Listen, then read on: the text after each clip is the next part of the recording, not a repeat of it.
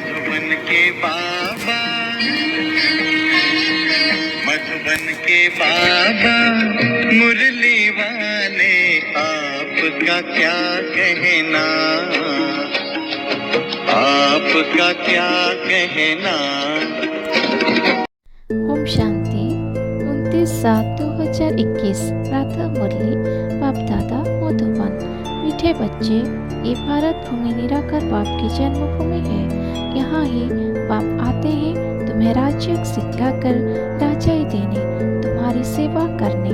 प्रश्न है, शिव बाबा अपने हर एक बच्चे से कौन सी प्रतिज्ञा कराते हैं? उत्तर, मीठे बच्चे, प्रतिज्ञा करो कि बाबा हम कोई भी विकार नहीं करेंगे। 5 विकारों का हम दान देते हैं। अंदर में डर रहना चाहिए। अगर हम दान देकर फिर वापस लेंगे तो बहुत पाप बन जाएगा, जिसकी कड़ी सजा खानी पड़ेगी। हरिश्चंद्र की कहानी भी इसी पर बनी हुई है। ओम शांति। ये बच्चों की कड़ली स्टूडेंट लाइफ। बच्चे जानते हैं कि हम उनके पास आए हैं। वही कल्प कल्प भारतवासी बच्चों को आकर राज्य भाग्य देते हैं। भारत में ही आते हैं ना, ये भारत भूमि है। अपनी भूमि पर बहुत प्यार रिकॉर्ड होता है। जैसे कोई विलायत का बड़ा आदमी यहाँ मरता है तो उनका विलायत ले जाते हैं, अथवा यहाँ का कोई बड़ा आदमी विलायत में मरता है तो उनको यहाँ ले आते हैं। अपनी भूमि का मान रखते हैं। भारत को कहा जाता है भगवान की जन्मभूमि। ये भी जानते हो, जिसकी भगवान अथवा अल्लाह परमात्मा कहते हैं, उनके सामने अभी तुम बैठे हो। नाम तो जरूर चाहिए ना। अल्लाह कहते हैं तो भी लिंग में पूजा करते हैं। ईश्वर अथवा खुदा कहते हैं तो जरूर उनकी निशानी चाहिए ना। इनको सब तरफ पूजते हैं। चित्रों में भी आजकल देवताओं के आगे परमपिता परमात्मा का चित्र लिंग दिखाते हैं। वो है सबसे ऊंच। उनके अपना शरीर नहीं है, इसलिए निराकार कहा जाता है, साकार नहीं है। अभी तुम बच्चे जानते हो, हम उनके समान कल्प कल्प हाजिर होते हैं शिक्षा लेने के लिए। भगवान वज है तो जरूर राजयोग सिखलाते होंगे। स्टूडेंट को राजयोग सिखाया था और वो राजा रानी बने थे। लड़ाई आदि की बात ही नहीं। इन लक्ष्मी नारायण आदि ने लड़ाई से थोड़े ही बादशाही पाई है। बिल्कुल नहीं। दुनिया बिल्कुल नहीं जानती कि इन्होंने सतयुग में राज्य कैसे पाया। तुम बच्चे जानते हो, बराबर बाबा हमको बिल्कुल सहज याद के बल से कितना ऊंचा बनाते हैं। बाबा प्रतिज्ञा करते हैं, अगर निरंतर याद करने का पुरुषार्थ करेंगे तो विकर्म विनाश हो जाएंगे। भक्ति मार्ग में भी याद करने का पुरुषार्थ किया है ना। क्यों याद करते हैं? हमको साक्षात्कार। ऐसे नहीं याद करते कि कृष्णपुरी में हमको बादशाही मिल जाए व हम नर से नारायण बन जाए। नहीं, तुमको भी ये आशा नहीं थी कि हम मनुष्य से देवता बने।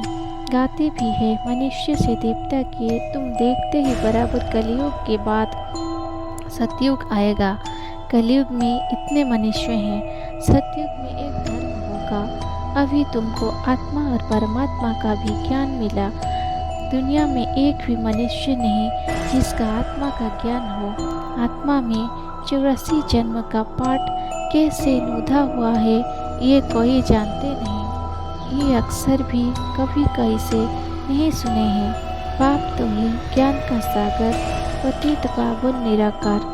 तुम जानते हो, हमारी आत्मा अब पाप आत्मा से पुण्य आत्मा बन रही है। सतयुग में तो सब पुराण, सब पुण्य आत्माएं, ये है पाप आत्माएं। ऐसे नहीं कि बहुत दान पुण्य करने वालों की पुण्य आत्मा कहा जाता है। नहीं, पुण्य आत्मा होते ही है सतयुग में। यहाँ जो मनुष्य दान पुण्य करते हैं उनका पुण्य आत्मा समझते हैं। वो तुमको दान पुण्य आदि करने की दरकार नहीं रहती। वहाँ गरीब कोई होती ही नहीं। तुम वहाँ सदैव के लिए पुण्य आत्मा हो ही। तुम तन मन धन सब बेहद के बाप अर्थ देते हो, जिसकी बलिहार जाना कहा जाता है। तुम जानते हो इस पढ़ाई से हम 21 जन्म के लिए प्रारब्ध पाते हैं। वहाँ सतयुग में डॉक्टर आदि कोई होते नहीं, यहाँ बीमारी ही नहीं होती। वहाँ तुम गर्भ महल में रहते हो, यहाँ गर्भ जेल में रहते हो, जहाँ बहुत सजाएं मिलती है। तो पुकारते भी इस जेल से बाहर निकालो। हम फिर कोई भूल नहीं करेंगे, धर्मराज से प्रतिज्ञा करते हैं। यहाँ तुमको शिव बाबा से प्रतिज्ञा करानी है, बाबा हम कभी विकर्म नहीं करेंगे। 5 विकार हम आपको दे देते हैं। यह भी पाप जानते हैं कि विकार कोई ऐसे फट से नहीं छूटेंगे, अंदर डर रहना चाहिए। हम विकारों का दान देकर फिर लेंगे तो बड़ा पाप हो जाएगा। जैसे राजा हरिश्चंद्र का मिसाल है, बाप जानते हैं ऐसे नहीं कि 5 विकार छोट से छूट जाते हैं।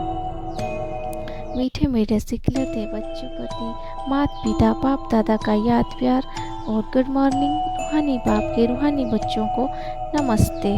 धारणा के लिए मुख्य सार। कर्मतीत अवस्था को प्राप्त करने के लिए इन कर्मेंद्रियों से कोई भी भूल नहीं करनी है। पवित्र रहने के साथ याद में भी मजबूत होना चाहिए। सदा पुण्य आत्मा बनने के लिए तन मन धन से बाप पर बलिहार जाना है। एक बार बलिहार जाने से 21 जन्म के लिए पुण्य आत्मा बन जाएंगे। वरदान है उपराम और एवरेडी बन बुद्धि द्वारा और शरीर दोनों का अभ्यास करने वाले सर्व कलाओं में संपन्न भवो।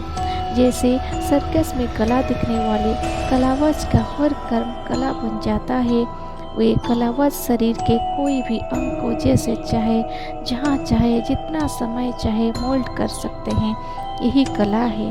आप बच्चे बुद्धि को जब चाहो जितना समय जहाँ स्थित करने चाहो वहाँ स्थित कर लो। यही समय सबसे बड़ी कला है।